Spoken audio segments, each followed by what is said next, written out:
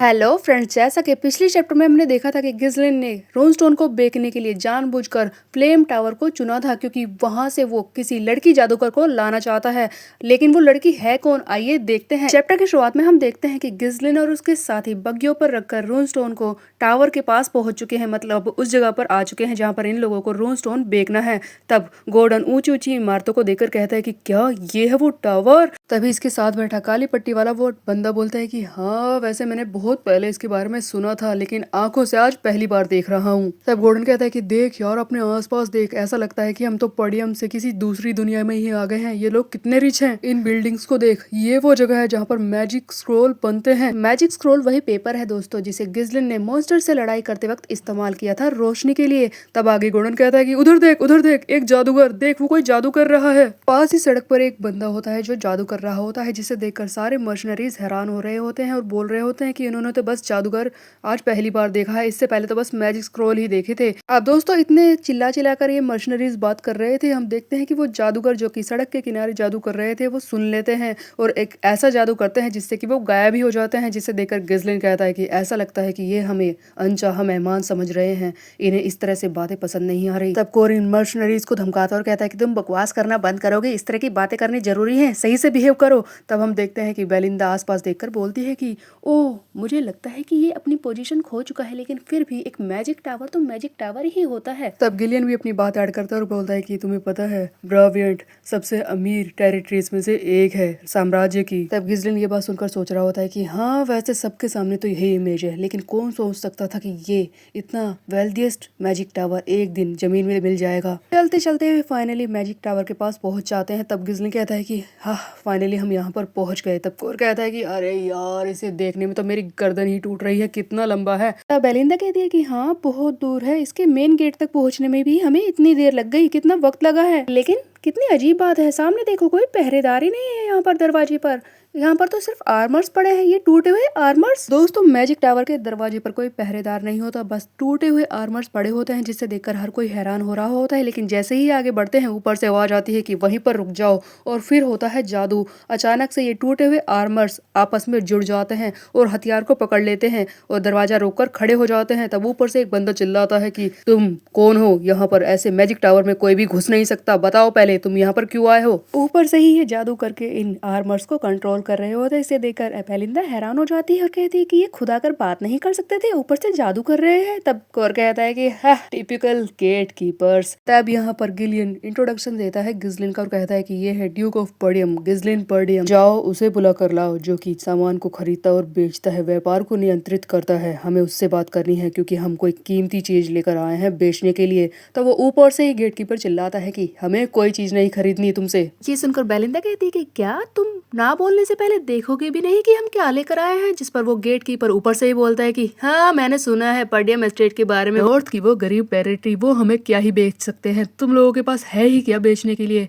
Monster और बेकार की चीजें या फिर बेकार घटिया पोषण, यही बेचने आए होगे ना, हमें नहीं चाहिए, हमारा वक्त बर्बाद मत करो और निकलो यहाँ से। तब हम देखते हैं कि ये जादू से उन पपेट्स को यानी कि कठपुतलियों को आगे बढ़ाता है और कहता है इन लोगों को यहाँ से जाने के लिए। ये सुनकर बेलिंदा को गुस्सा आ जाता है और कहती है कि क्या तुमने हमें भिखारी कहा, तुम्हारी इतनी हिम्मत, नीचे तो आओ तब मैं तुम्हें बताती हूँ। गिज़लिन अभी भी शांत खड़ा है और गिलियन पूछ रहा होता है कि अब हम क्या करेंगे यंग मास्टर। जिस पर हम देखते हैं कि गिज़लिन इस पहरेदार को नीचे से ही दिखाता है रूनस्टोन और कहता है कि ये देखो, क्या तुम अभी भी कहना चाहते हो कि हम यहाँ से चले जाएं? अगर तुम सच्चे जादूगर हो तो तुम ये जानते ही होगे कि मेरे हाथ में क्या है। अब दोस्तों जैसे ही पहरेदार की नजर गिज़लिन के हाथों में रूनस्टोन पर पड़ती है वो हैरान हो जाता है। तब वो पीछे की बग्गियों पर भी ध्यान देता है कि क्या इन सब में भी रूनस्टोन तो नहीं। ये देखकर उसकी आंखें चौंधिया जाती है और फाइनली ये सबको अंदर बुला लेता है और अब ये करते हैं इनका स्वागत। यानी कि दोनों पहरेदार गिज़लिन के सामने झुक जाते हैं और कहते हैं कि हमें माफ कर दीजिए, हमने आपको पहचानने में गलती की, इतने कीमती गेस्ट हमारे यहाँ आए हैं। रूनस्टोन देखकर आ गए ना बंदे लाइन पर। तब हम देखते हैं कि एक चश्मे वाला बंदा जो कि जादूगर होता है वो गिज़लिन के सामने झुककर कहता है कि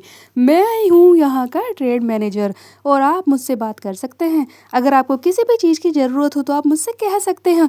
तब गिज़लिन कहता है कि देखो, मेरी बात को ध्यान से सुनो, जैसा कि तुमने देख ही लिया है कि हम कितनी क्वांटिटी में रूनस्टोन लेकर आए हैं, तो मुझे किसी ऐसे बंदे से बात करनी है जो इस पूरी डील की जिम्मेदारी लेगा। मुझे किसी जिम्मेदार आदमी से बात करनी है, इसलिए तुम जाकर सीधे इस मैजिक मैजिक टावर के मास्टर को बुला कर लाओ, मैं उन्हीं से बात करूंगा। ये सुनकर ये चश्मे वाला बंदा हैरान रह जाता है कि क्या टावर मास्टर। दोस्तों गिजलिन सीधे इस मैजिक टावर के लीडर से ही बात करना चाहता है। तब हम देखते हैं कि ये चश्मे वाला बंदा मान जाता है और कहता है कि ठीक है, मैं जाकर मैजिक टावर के मास्टर को इन्फॉर्म करता हूँ।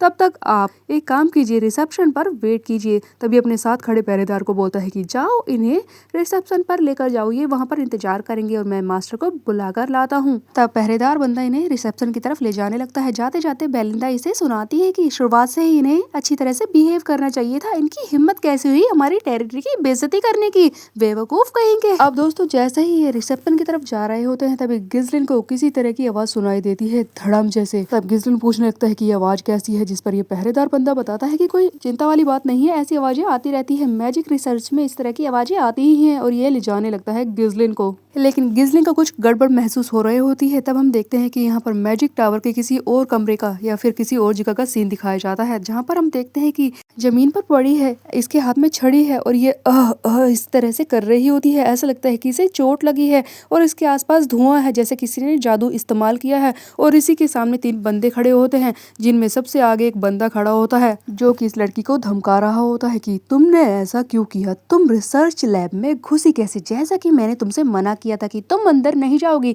तो तुम्हारी हिम्मत कैसी हुई, वैसे भी तुम तो जादू भी नहीं कर सकती, तो तुम ऐसे अंदर नहीं जा सकती, समझी। तुमने मेरी बात कैसे काटी, मैं एल्फॉय इस मैजिक टावर का वारिस हूँ, जो कि 3 सर्कल वाला मैजिक भी कर सकता हूँ, तुम क्या कर सकती हो। दोस्तों ये बंदा है एल्फॉय, जो कि खुद को इस मैजिक टावर का वारिस बता रहा होता है। इसके पीछे 2 बंदे खड़े होते हैं जो इस लड़की को चिढ़ाते हैं और कहते हैं कि देखो, तुम जैसी लड़की को हमारे टीचर ने अपने ग्रुप में ले लिया, वैसे भी तुम पर एहसान किया है, तुम तो जादू भी नहीं कर सकती। तब ये लड़की जो कि जमीन पर पड़ी है ये बोलती है कि मैं भी एक जादूगर हूँ, मुझे भी रिसर्च लैब इस्तेमाल करने का हक है। हम देखते हैं कि ये एल्फॉय गुस्से में आ जाता है और इस लड़की को बुली करने के लिए इस पर जादू का इस्तेमाल करता है और कहता है कि देखो, अगर तुम खुद को जादूगर कहती हो तो इस जादू को रोक सकती हो, लेकिन अपनी डिफेंस टेक्निक से ये बात समझ लेना। तब एल्फॉय अपनी जादू वाली छड़ी से फर्स्ट सर्कल मैजिक का एक आग जैसे गोला टाइप का कुछ बनाता है और इस लड़की की तरफ फेंकने की कोशिश करता है और कहता है कि अगर तुम जादूगर हो तो इसे रोक तो सकती ही हो। तब हम देखते हैं कि ये लड़की कोशिश करती है जादू करने की और इस आग से खुद को बचाने की कोशिश करती है, लेकिन जैसा कि इसे जादू इस्तेमाल करना नहीं आता, वो ऐसा कर नहीं पाती और जलने ही वाली होती है, लेकिन बीच में आ जाती है तलवार, और तलवार के साथ ढाल भी है। मतलब कि हम देखते हैं कि अपना हीरो बंदा गिजलिन आ जाता है इस लड़की को बचाने के लिए टाइम पर अपनी तलवार के साथ, और इस मैजिक को तलवार से ही काट देता है और कहता है कि तो इस तरह से इस मैजिक टावर में जादू सिखाया जाता है, ये है तुम्हारी मैजिक रिसर्च। दोस्तों गिजलिन इसी लड़की के लिए यहाँ पर आया है, लेकिन क्यों, किस लिए, ये अभी नहीं दिखाया जाता। यहाँ से सीन को शिफ्ट करके दिखाया जाता है, हमें दिखाया जाता है टावर के मास्टर का कॉन्फ्रेंस रूम, जहाँ पर वो मीटिंग कर रहा होता है। सबसे पहले हमें दिखता है एक चोमू सा बंदा जिसका नाम है यूबर्ट, जो कि इस टावर का मास्टर है, जो कि बोल रहा होता है कि क्या कहा, हमारे पास रून स्टोन नहीं है, ऐसा कैसे हो सकता है कि सारा रून स्टोन खत्म हो गया, अगर ऐसा ही रहा तो मेरा दिमाग खराब हो जाएगा, क्योंकि हम क्रिम्सन मैजिकल टावर से आगे नहीं बढ़ पाएंगे, हम हार जाएंगे, हमारे बीच की खाई और ज्यादा चौड़ी होती जाएगी। तुम लोग क्या कर रहे थे, मैंने पहले ही कहा था ना कि रून स्टोन का स्टॉक पहले ही मंगा लो। और सारे बड़े लोग क्या कर रहे थे, क्या उन्होंने मेरा काम नहीं किया। तब हम देखते हैं कि यहाँ पर और भी बंदे बैठे होते हैं बूढ़े बूढ़े से, जो कि बोल रहे होते हैं हम जब भी सप्लाई चेन वाले लोगों से बात करने की कोशिश करते हैं वो हमें टालते रहते हैं, कितनी बार तो हमने उनसे बात भी कर ली, लेकिन बाद में बोलते हैं कि उन्हें अच्छी डील मिल गई और मना कर देते हैं। वैसे भी वो फालतू नोबल से बात करते रहते हैं, ज्वेलरी के बारे में, चेन के बारे में और फालतू की चीजों के बारे में। तभी दूसरा बुड्ढा जादूगर बोलता है कि हाँ, रून स्टोन का एक इशू तो है, लेकिन क्रिम्सन मैजिकल टावर का मास्टर 7 सर्कल का मैजिक कर सकता है और हमारे टावर का मास्टर बस 6 सर्कल का, तो हम उनसे कैसे जीतेंगे। अपनी बेइज्जती सुनकर टावर मास्टर यूबर्ट को गुस्सा आ जाता है और वो चिल्लाता है कि हाँ, इस बार में बोलो मत, उसका तो नाम भी मत लेना मेरे सामने। अगर मेरे पास रून स्टोन होता ना, मैं भी रिसर्च कर लेता और 7 सर्कल का मैजिक तो मेरे लिए कुछ नहीं है, ऐसे ही कर लेता चुटकियों में। तब बुड्ढा बोलता है कि अगर ऐसे ही चलता रहा ना, हम तो ट्रेनिंग भी नहीं कर पाएंगे। तब यूबर्ट बोलता है कि हाँ, वो डरडम, उसी की वजह से ये सब कुछ हुआ है, वो 7 सर्कल का मैजिक क्या करने लग गया, पता नहीं खुद को क्या समझ रहा है, उसने मुझे कैसे सरपास किया। हाँ, अगर मेरे पास रून स्टोन होता, पता नहीं रून स्टोन में ऐसी क्या खास बात है जो मिल ही नहीं रही। दोस्तों इन लोगों को तो रून स्टोन की बहुत ही ज्यादा जरूरत है। ये सारी बातें चली रही होती है, तभी हम देखते हैं कि ट्रेड मैनेजर सिल्वियन चिल्लाते हुए आता है। ये वही बंदा है जिसने गिस्लिन से बात की थी यहाँ आने से पहले, और कहता है कि जल्दी कीजिए टावर मास्टर, नीचे चलिए मेरे साथ, हमारी परेशानी हल हो गई है। तब ह्यूबर्ट चिल्लाता है कि तेरी इतनी हिम्मत, बिना परमिशन के तू अंदर कैसे आया। तब ये ट्रेड मैनेजर फिर से कहता है कि आप नीचे चलिए क्योंकि हमें बहुत सारा रोनस्टोन मिलने वाला है। रोनस्टोन का नाम सुनते ही हम देखते हैं कि टावर मास्टर और यहाँ बैठे बुड्ढों की आंखें चौंधियाने लगती है और वो हैरान हो जाते हैं। उधर हम देखते हैं कि गिस्लिन और उस एल्फॉय में अभी भी लड़ाई चल रही होती है, जो कि लड़की को मारने की कोशिश कर रहा था, मतलब उस पर अपना जादू दिखा रहा था। हम देखते हैं कि वो बार बार आग का मैजिक कर रहा होता है और गिस्लिन इसे अपनी तलवार से ही काट रहा होता है, जिसे देखकर ये एल्फॉय परेशान हो जाता है और कहता है कि हाँ, ये तलवार से इसे कैसे काट सकता है, आखिरकार ये है कौन। गिस्लिन पर वार होते हुए देखकर फाइनली बेलिंदा को बहुत ही ज्यादा गुस्सा आ जाता है। तब अपना वो हथियार निकालती है, मतलब वो रस्सी निकालती है और इसे जोर से घुमाकर इस एल्फॉय को चारों तरफ से बांध देती है और इसे जकड़ लेती है और कहती है कि तुम्हारी इतनी हिम्मत, तुमने यंग मास्टर पर हमला किया और वो भी मेरे सामने।